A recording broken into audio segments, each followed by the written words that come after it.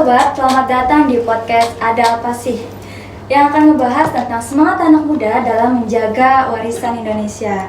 Episode kali ini spesial banget nih, karena kita akan membahas dua topik, yaitu tentang Gen Z dan teknik pangan, yang khususnya dalam makanan tradisional. Betul banget nih Rina, karena masih banyak orang yang nganggep makanan tradisional tuh cuman resep-resep atau suatu yang udah jadul banget, zaman nenek moyang yang kayak kalau disandingin sama makanan modern western gitu tuh udah udah kalah banget lah, kalah jauh kata gue ya gitu ya. Jadi buat kalian yang belum tahu nih, kita nih udah ngundang bintang tamu spesial banget yang dari prodi teknik pangan banget nih ya, yang kayak kita bakal ngulik-ngulik gitu ya makanan tradisional yang dikaitin dengan teknik pangan untuk era-era Gen Z ini gitu ya. Betul. Jadi saja. study case singkatnya tuh Tekpang tuh cabang ilmu yang ngebahas gimana cara kita ngolah makanan, menyimpan dan juga ngembangin suatu produk makanan supaya bisa lebih aman, tahan lama dan juga tetap enak. Betul nggak Rina? Betul.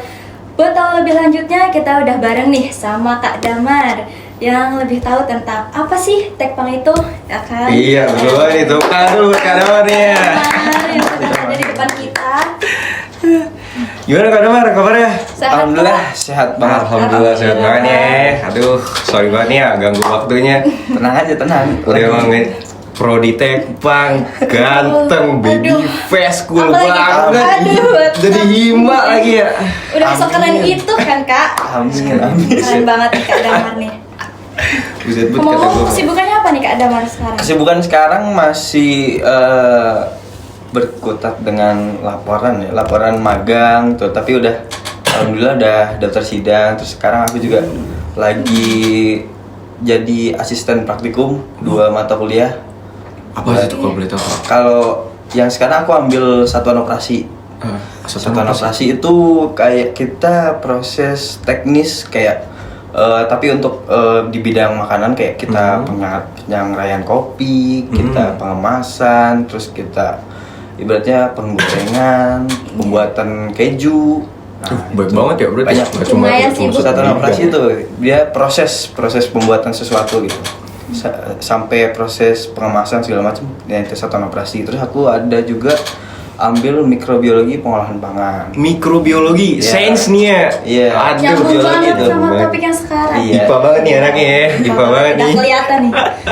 Nah itu tentang kita pengamatan cara penumbuhan bakteri, terus di dalam makanan itu kita bisa ada bakteri apa aja gitu. Berarti sering bolak-baliknya di lab gitu ya Bang?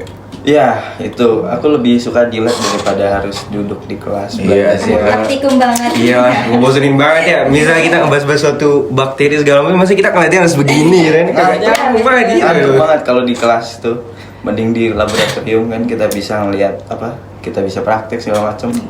Tapi kalau dilihat dari mikroskop yang kayak gitu tuh Bang, emang bener kayak semua tuh gerak-gerak gitu ya? Bener kok. Kalau emang ada tuh waktu itu bisa kita pengamatan itu cairan sampel gitu. Kalau emang dia ada bakterinya bergerak. Gitu. Tapi pernah nggak Bang kayak ngelihat atau neliti makanan-makanan yang tradisional? Karena kan makanan-makanan tradisional tuh kadang pembuatannya tuh ada yang pakai tangan secara langsung. Oh Gahe, ini guys. aku belum lama kan praktikanku untuk yang ini total namanya total kapang dan kamir gitu. Itu praktikumnya. Nah itu pakai sampel itu makanan yang kue lapis. Kue lapis tuh yang warna-warni itu Yeah. ya? Oh iya, Nah. Cimehong. Yeah. Cimehong. Itu baru aja kemarin tuh pakai kue lapis. Nah itu kan ibaratnya kita tradisional juga kan itu. Iya, Nah makanan makanan tradisional yang biasa di pasar-pasar lah itu ya. Betul banget. Nah itu kemarin numbuhin lumayan banyak ini sebenarnya bakterinya. Waduh, bakteri baik, bakteri buruk nih. Kalau yang namanya bakteri kan kalau untuk di makanan Pasti. ya pasti. Oh, pasti. Ya, Iya. tapi walaupun ada biasanya kalau yang bakteri baik tuh di Yakult. Oh Kan iya. Poli kan buat perawatan khusus segala macam. Nah, itu biasanya kayak gitu. Kalau untuk yang di makanan itu kan apalagi kita konsumsi segala macam. Nah, tapi faktornya bisa jadi nggak cuma dari kita proses pembuatan. Bisa jadi faktornya dari dia menjual gitu kan di udara terbuka. Iya. Terus bener. dia yang jual nggak pakai tangannya nggak bersih, Iya, nggak bener, higienis, bener. tempatnya Iya. juga bisa jadi itu. Faktornya banyak sebenarnya. Dari suhu itu juga ngaruh. Dari suhu udara, terus kayak nanti yang jual suka ngomong-ngomong. Iya kan, Nah, itu kena. udara debu-debunya Iya. tuh pada nempel gitu. Betul. Tapi bang, kalau soal masalah bakteri gitu ya, itu tuh biasanya berkembangnya lebih dominan di suhu panas berarti ya? Bakteri itu kalau kita praktikum ya, itu ada masa inkubasi namanya. Ya, itu tapi ada medianya, media pertumbuhannya buat numbuhin kalau kita praktikum ya. Nah, itu biasanya medianya itu buat si bakteri berkembang biak, buat dia makan segala macem. Nah, tapi ada pemicunya juga suhu. Suhunya itu berapa? Suhunya itu 37 derajat. Oh. Itu pakai alat yang namanya inkubator. Nah, masa pertumbuhannya namanya inkubasi. Nah, itu 37 derajat biasanya waktu penginkubasiannya itu 24 jam sampai 48 jam.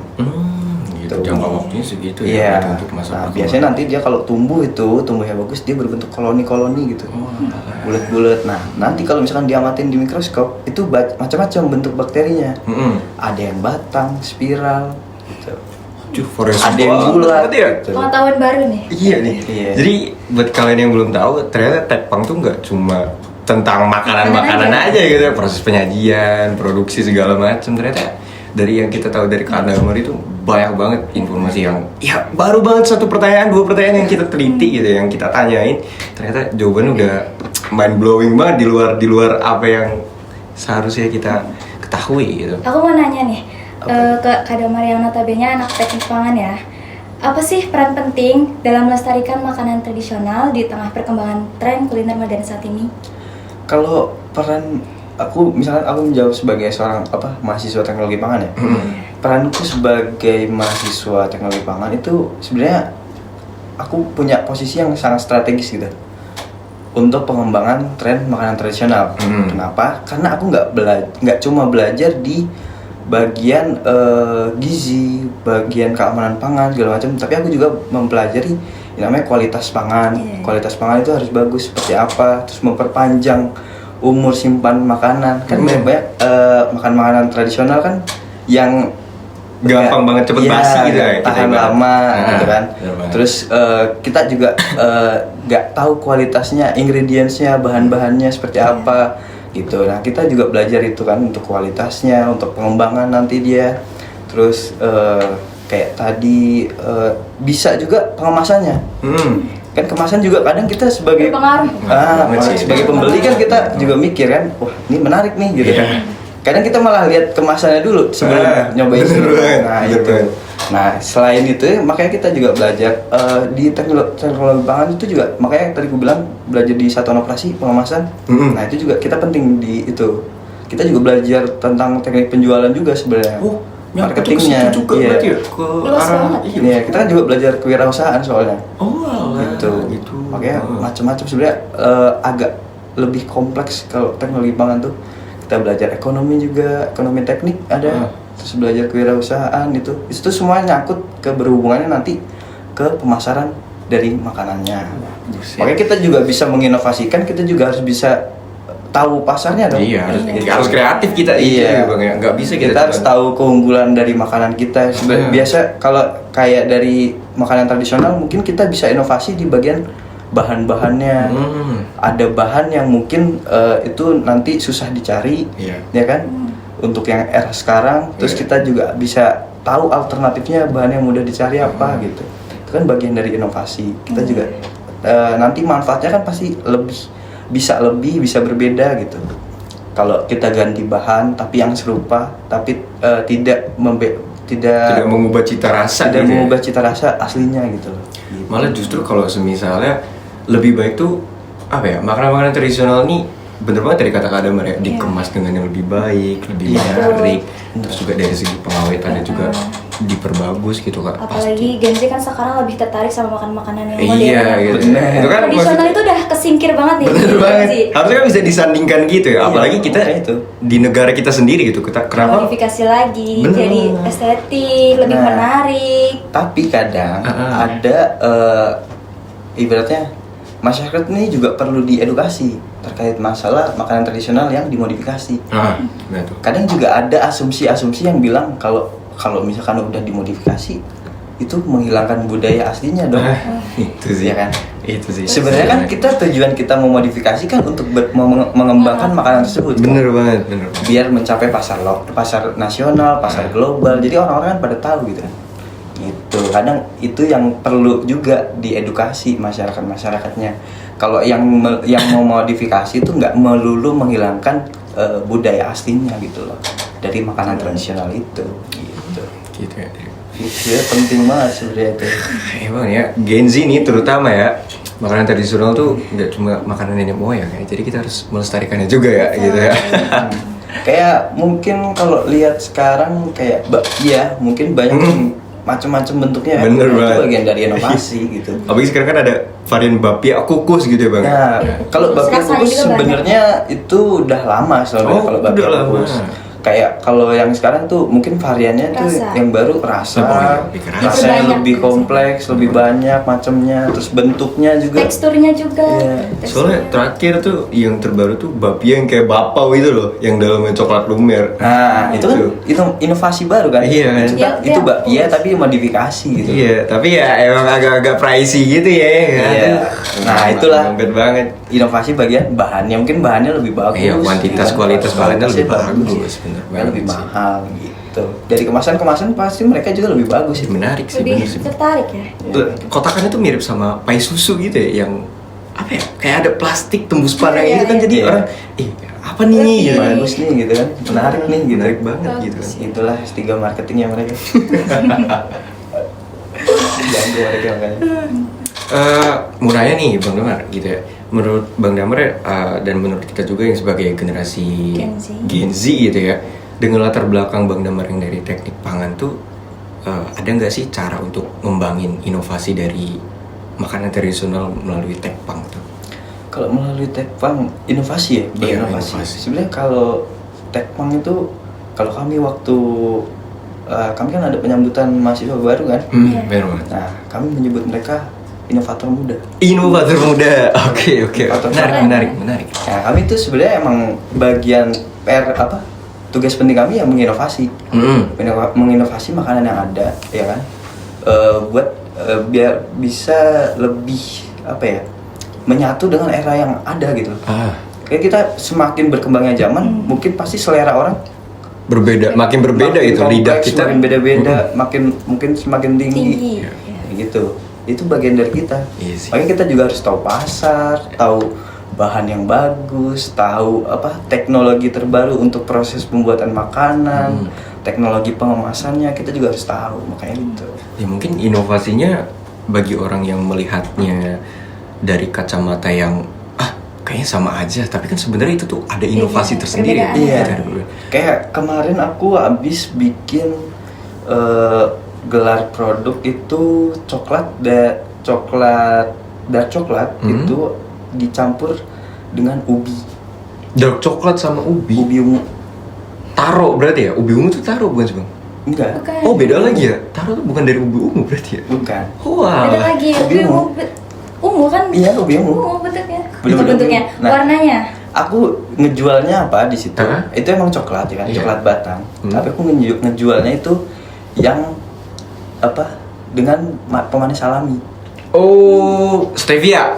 Enggak. Aku pakai bukan madu. nih. Oh pakai madu. Dikira stevia gitu ya? Iya, kalau itu kan ibaratnya kalau stevia kan lumayan ya. Aduh iya juga sih ya bener.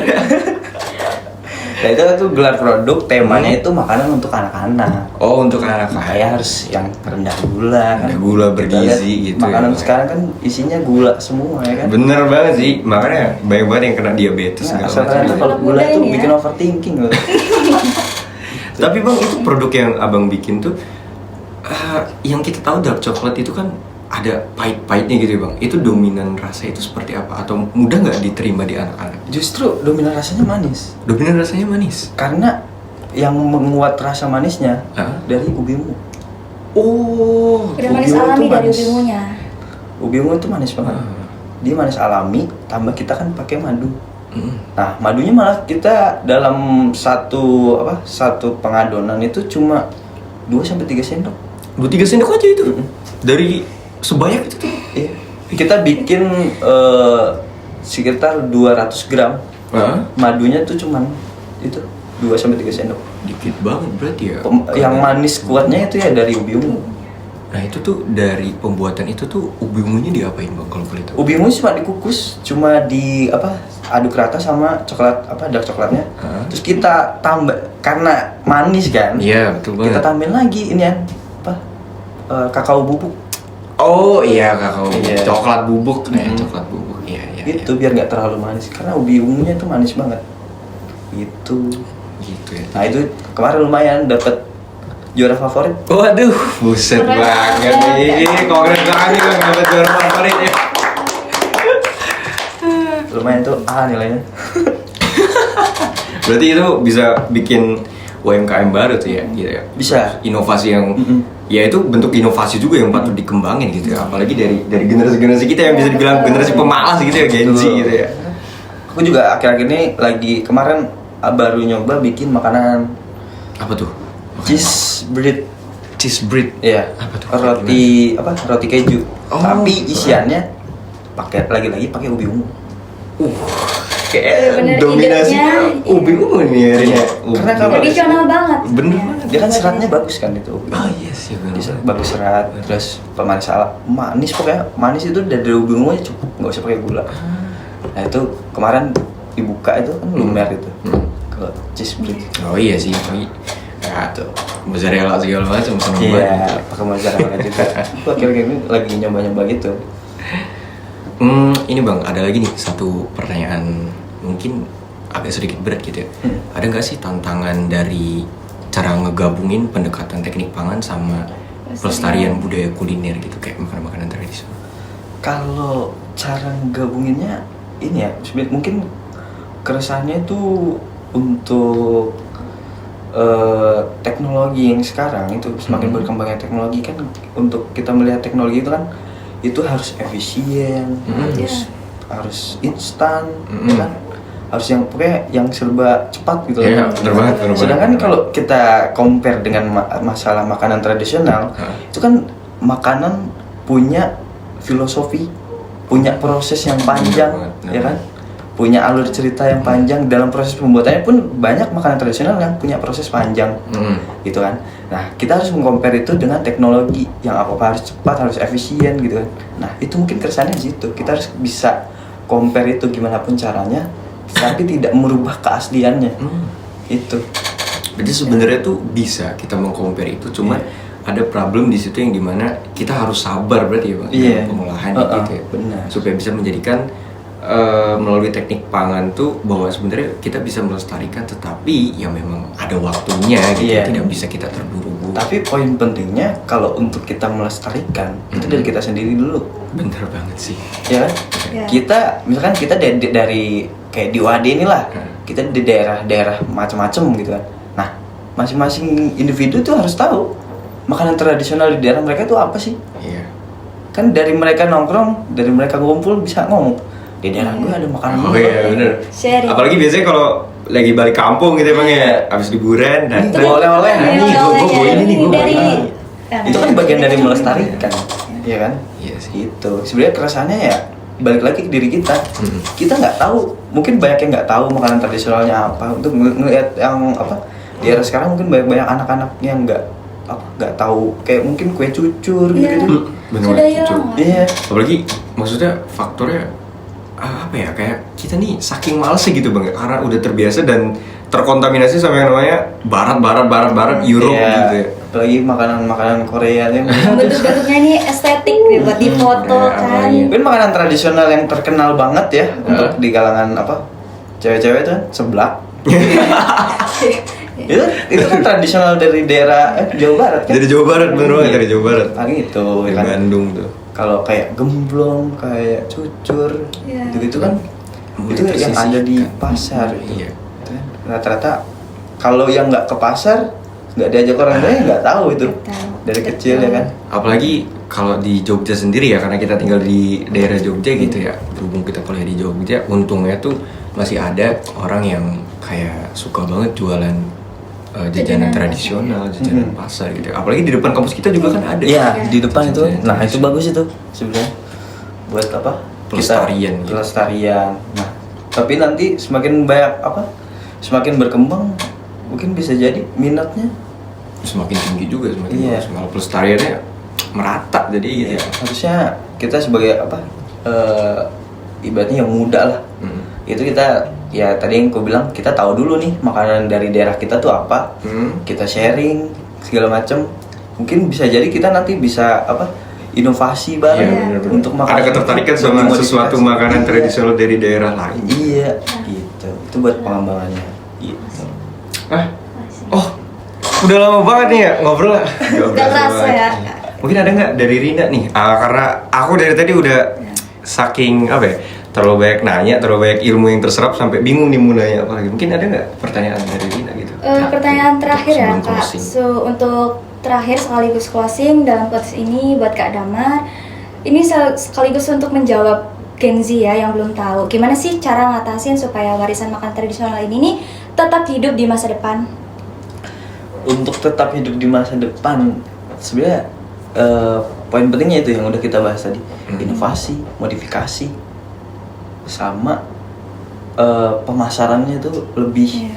dikembangkan. Diperluas. Iya. Tapi tetap tidak menghilangkan nilai-nilai Rasa, budayanya, budaya. filosofinya. Sejarahnya. Kalau perlu ya tadi mengembangkan warisan itu kan. Iya. Nah, kalau perlu biar kita semua mungkin kalau misalkan ini didengar ya, kalau perlu bikin museum tentang kuliner makanan tradisional. Menarik. Ide bagus sih. Karena kan Ya, di sini kita lebih tahu tuh makanan tradisional setiap daerah, filosofinya Bener-bener. seperti apa, Bener-bener. bahan-bahannya seperti Bener-bener. apa. Jadi kita ibaratnya anak-anak muda yang baru, anak-anak muda itu kan yang bakal jadi generasi emas pada masanya. Kita Betul. tahu ya kan. Iya. Itu makanan itu filosofinya dari mana ya kan, bahannya seperti apa. Kita juga bisa ngembangin nanti. Bener. Semakin ke depan kita bisa ngembangin. Gitu. Terus kita kan banyak kalau misalnya nyari-nyari makanan tradisional tuh infonya paling dari mulut ke mulut kak, atau Bener. dari media sosial, sosmed lagi, udah disebut sosmed lagi. Maksudnya kayak dari Google segala macem Iya. gitu ya. Apalagi kalau ada museum gitu kan kita jadi tahu juga nih. Iya. Gimana sih ini filosofi seperti apa, sejarahnya seperti apa. Bener Gitu. banget. Karena bukan dari mulut ke mulut aja, tapi memang dari cerita orang terdahulu yang memang sudah tahu lebih dalam tentang itu. Gitu Kalau ya. cuma cerita kita nggak tahu bentukannya seperti apa. Betul. Yang mau jual seperti apa nanti Iya. bentuk makanannya. Nggak tahu. Dari obrolan hari ini kita bisa lihat ya bahwa Gen Z itu punya peran besar banget nih buat melestarikan makanan tradisional. Bukan cuma nostalgia ya Kak, jadi identitas dan masa depan budaya kita juga penting. Betul. Bener banget. Apalagi tadi udah disinggung banget sama Kak Damar, kita nih sebagai generasi muda harusnya bisa melestarikan nih makanan-makanan tradisional yang udah mulai tersisihkan. Kayak semisal simpel gini deh kawan-kawan, kita nih upload bentuk foto atau video makanan yang lagi kita makan itu jangan hanya makanan-makanan yang menurut kita mewah, western segala macam, steak dan lain sebagainya, tapi makanan tradisional juga bisa Iya. gitu ya.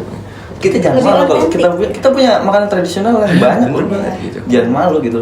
Jadi makanan kita juga punya value gitu yang dimana orang-orang juga pengen tahu gitu makanan dari tiap daerah itu seperti apa gitu ya. Betul.